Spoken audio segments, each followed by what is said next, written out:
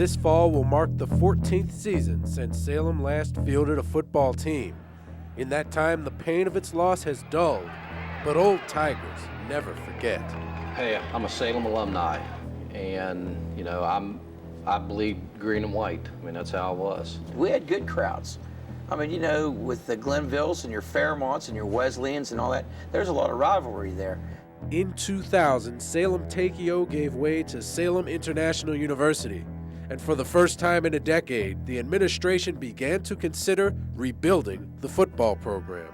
As athletic director at Salem at that time, I was talked to about the possibility of bringing football back, and I was asked to go out and research what it would take in order to bring football back. Volleyball and softball were also cut back in 1989, and both have since returned. But football requires a much greater financial investment. You're close to $1 million just for startup. And that was including coaches' salaries and just to start it up, because you have to understand, we sold all of our equipment after football was dropped. We got rid of all our uniforms, and so everything was sold or given away. Any institution that is looking at starting a program will probably be able to find alumni or other supporters and boosters who would say, I'll help start it. The expectation is that the institution will figure out a way to maintain it.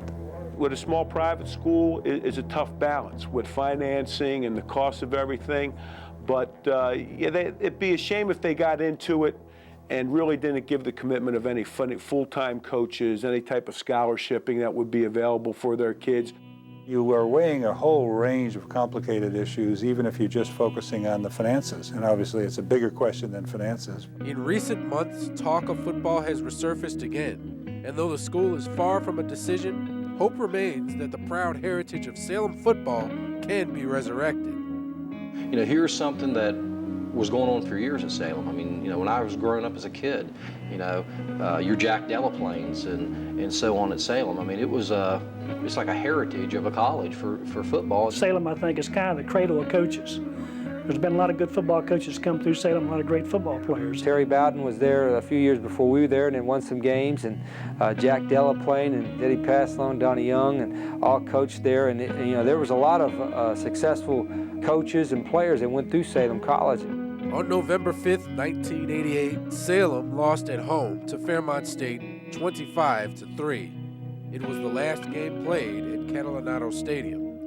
And as the sun rises on another football season, the field waits patiently for the Tigers to even the score. You hit a certain age, the reunions are more important to you.